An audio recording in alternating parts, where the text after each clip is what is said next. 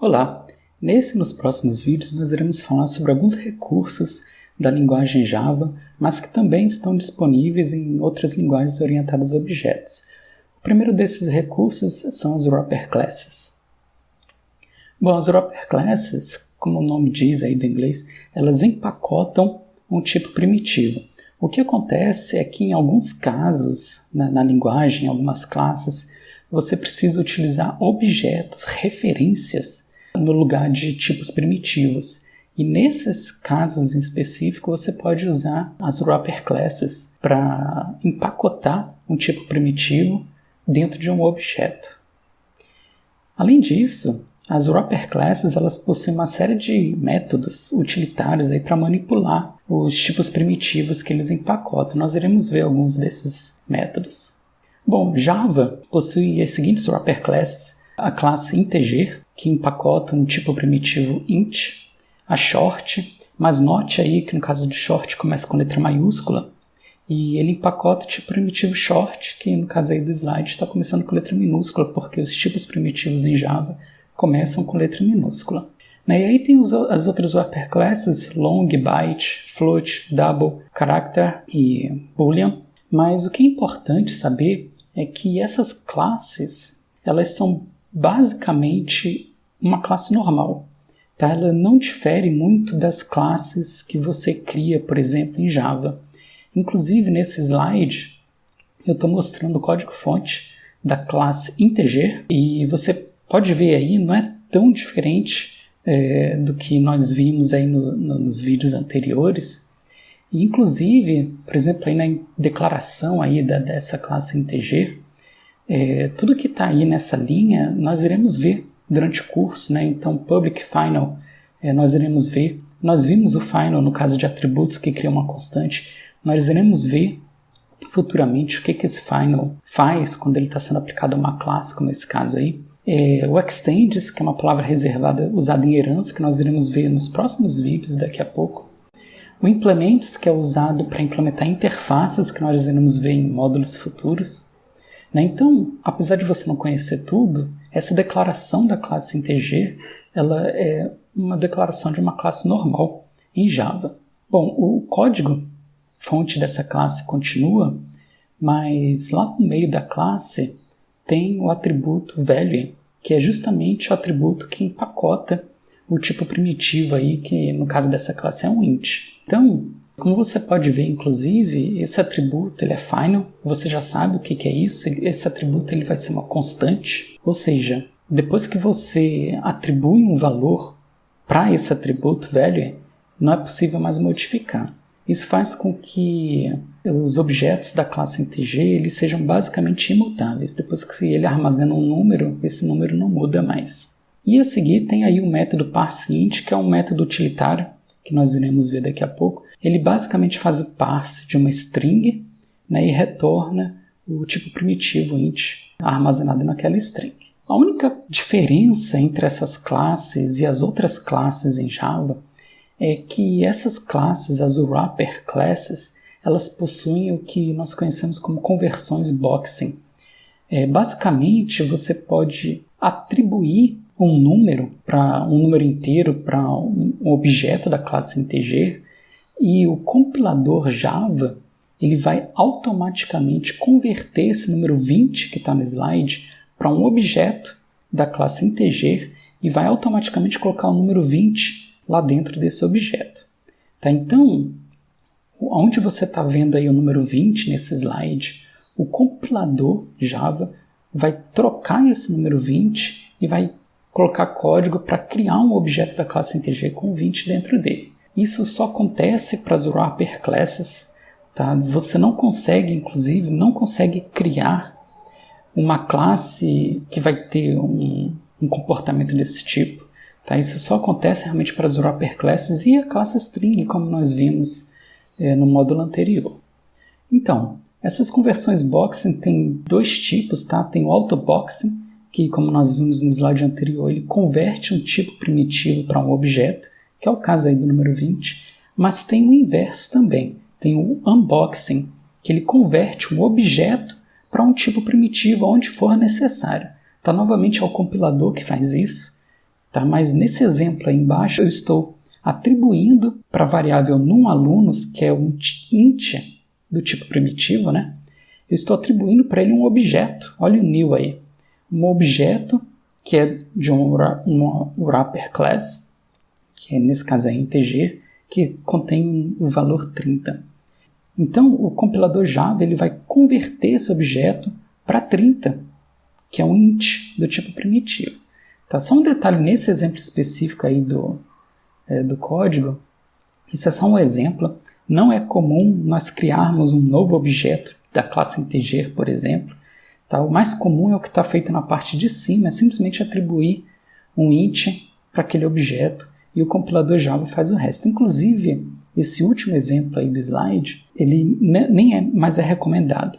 Né? Se você colocar esse código aí no Java, vai gerar um warning dizendo que essa linha não é recomendada. Bom, como eu falei, essas classes elas possuem também alguns métodos utilitários.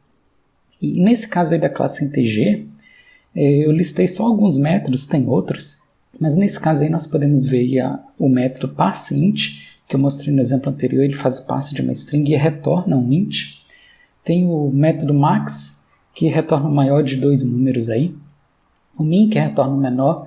Tem o outro método, toHexString, que vai pegar um inteiro e vai retornar uma string que contém a representação desse inteiro em hexadecimal.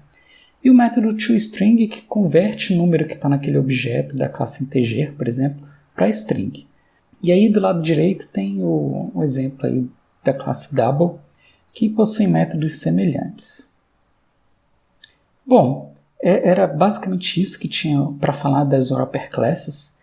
E seguindo aí com mais um recurso Java, que novamente existem outras linguagens também, né? Pelo menos algo semelhante, mas nesse caso aí do Java é o Javadoc. Bom, o Javadoc ele permite incluir toda a documentação do teu sistema no próprio código-fonte do sistema. Então, ao invés de você gerar o código-fonte e depois ter que gerar um outro arquivo no Word, por exemplo, você pode gerar toda a documentação no próprio código-fonte e o Javadoc ele se preocupa em gerar toda a documentação do sistema. Normalmente, a documentação que ele gera em HTML e você pode clicar, ele gera links, gera um monte de recursos aí do HTML para facilitar a visualização da documentação do teu sistema. Bom, como eu falei lá no primeiro vídeo, o Javadoc ele usa uma sintaxe de comentário diferenciado, é aquele comentário de várias linhas que começam com 2 asteriscos.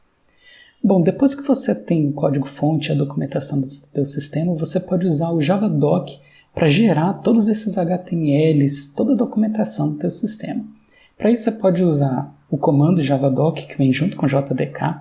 Ele tem alguns parâmetros, nesse caso eu estou pedindo para gerar a codificação dos arquivos em HTML usando o TF8, porque normalmente nós vamos usar acentos, né, e o TF8 prevê isso, e o nome do arquivo Java. Se você estiver usando Eclipse ou alguma outra IDE, provavelmente ele já gera o Javadoc automaticamente. No caso do Eclipse é só ir em Project, Generate Javadoc e ele vai gerar aí toda a documentação do teu sistema. Bom, aí tem um exemplo de utilização do Javadoc. Nesse início aí, note primeiro que ele começa com 2 asteriscos. E nesse início, a documentação que vem antes do nome da classe é a documentação da classe. Nesse caso aí eu estou dizendo que é a classe livro e uma pequena descrição dele aí dizendo que ele representa aí um livro na aplicação. Tem esse @author que dá para colocar o nome do autor que criou essa classe, o código-fonte, e até a versão como a data aí. Bom, em seguida nós temos documentação para um atributo, tem que ter uma linha dessa aí em cima de cada atributo, se você quiser documentar cada atributo individualmente. Tem documentação para métodos, nesse caso aí, como o método é um construtor, ele vai ser a documentação do construtor. Note aí que nesse caso aí dá para documentar os parâmetros do método. E nesse último caso aí a documentação de um método normal aí, que é o método getAutor. E nesse caso aí em específico, note que dá para documentar também o retorno desse método. Bom, esse código aí, depois que executar o Javadoc, ele vai gerar essa documentação que está sendo mostrada aí no slide. Então, note que é uma documentação bem padronizada. Talvez você já tenha visto algo semelhante na internet, porque todo mundo que programa em Java normalmente usa Javadoc, e o próprio Java é documentado usando Javadoc, como nós iremos ver. Mas nesse caso em específico aí, nós temos aí no início a documentação da classe. Então note, por exemplo, esse texto aí representa um livro na aplicação. É um texto que estava na documentação, no comentário do Javadoc no código-fonte. Aí tem a versão, tem o autor e tem outras coisas da classe. Em seguida, nós temos uma visão geral, um sumário aí dos construtores, e em seguida aí uma visão geral dos métodos da classe. Bom, seguindo aí nós temos o detalhamento dos métodos, tanto dos construtores quanto dos métodos normais. E aí nesse caso aí tem o detalhamento aí do método construtor livro. Então tudo que foi mostrado lá no comentário está sendo colocado aí na documentação. Por último aí a documentação do método getAutor, que também estava lá no código. Bom, o Javadoc é basicamente isso, mas só para terminar aí, como eu falei rapidamente, toda a documentação do próprio Java ele é criado em Javadoc, inclusive você pode ver no código-fonte da classe string todo o Javadoc lá, e se você pesquisar na internet, você pode ver a documentação gerada a partir do código-fonte da classe string, nesse caso aí, e você vai encontrar todos os métodos da classe string, todos os construtores, e esse é um dos motivos que nesse curso eu não perco muito tempo listando todos os métodos de uma classe, porque isso é facilmente encontrado aí na internet, porque é gerado aí através do Javadoc. Então você vai ver muito, quando estiver programando em Java, documentações seguindo aí esse estilo que está sendo mostrado no slide, porque, como eu falei, aí o próprio Java usa o Javadoc para documentar a própria linguagem. Bom, mais um recurso do Java e de várias outras linguagens, são os vetores. Eu falei rapidamente de vetores na primeira aula, só o suficiente para vocês fazerem lá os exercícios. Agora eu vou detalhar um pouquinho mais como que vetores funcionam na linguagem Java. Bom, então, como eu falei, vetores eles são objetos na linguagem. Tá? E como todo objeto, eles são criados dinamicamente em tempo de execução.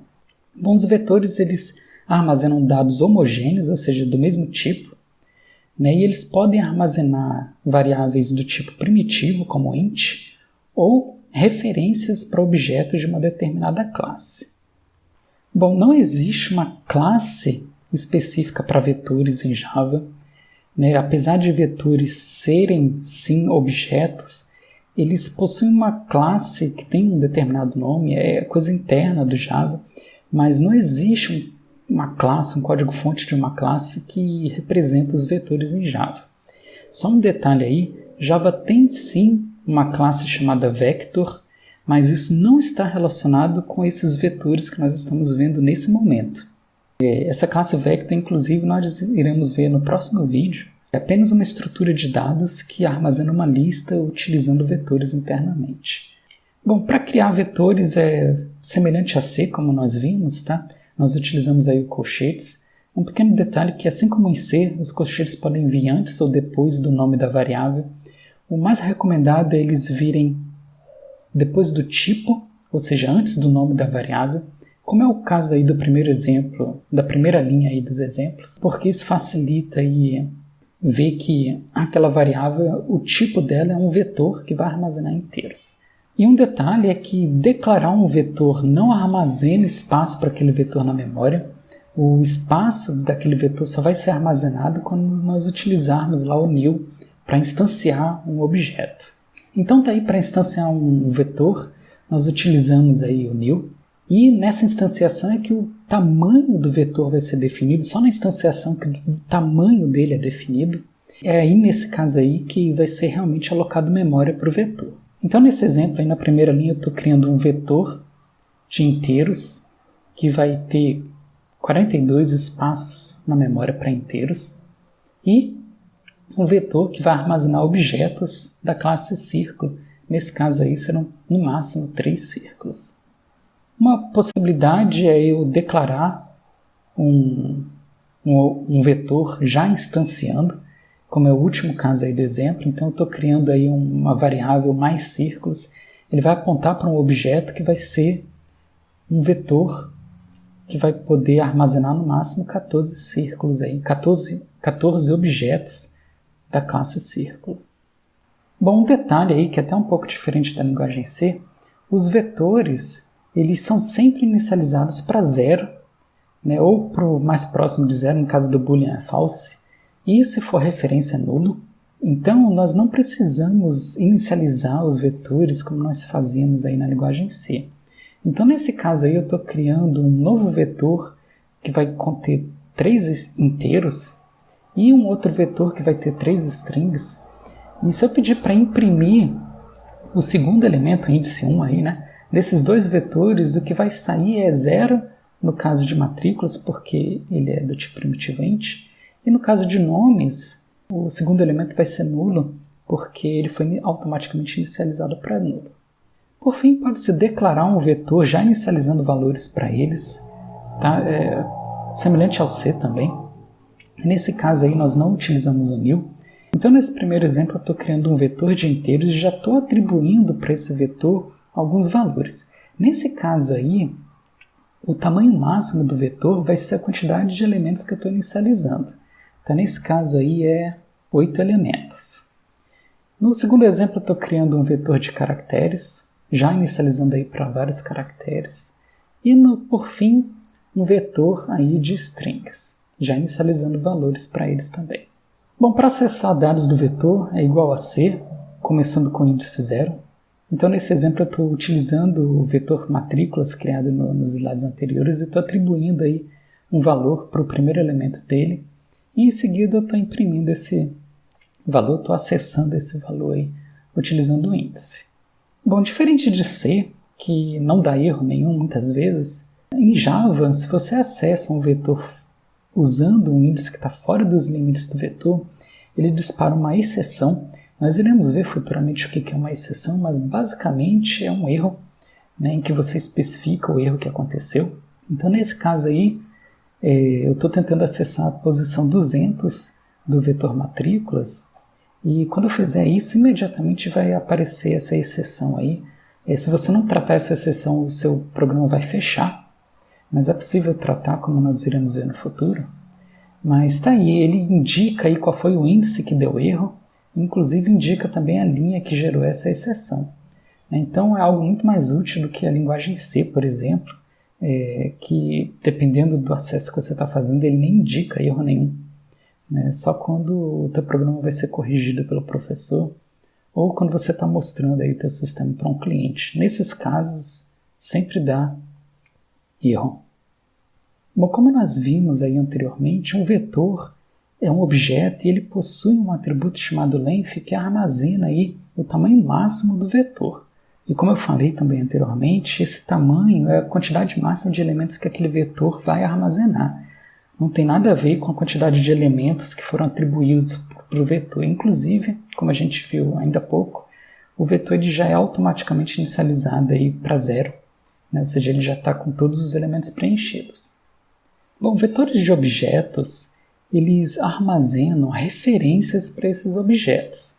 Então eu tenho um exemplo aí, um vetor círculos, ele vai armazenar 4 objetos da classe círculo. E como está sendo ilustrado aí, basicamente essa variável círculos ele é uma referência, porque o vetor é um objeto, né? Só que é uma referência para esse vetor aí que vai ter 4 posições e cada posição vai armazenar uma referência para um objeto da classe círculo.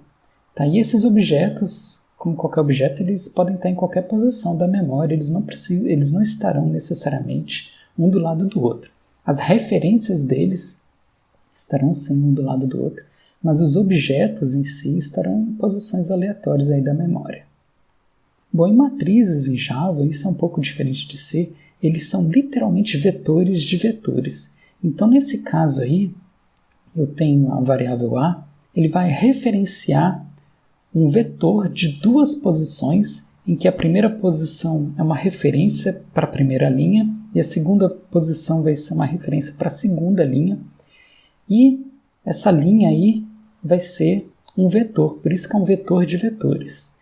Então aí eu tenho a referência para a primeira linha aí, que vai ter 3 colunas, 1, 2 e 3. E o segundo elemento do vetor A, ele vai referenciar um vetor que contém a segunda linha aí, que tem as colunas aí 4, 5 e 6.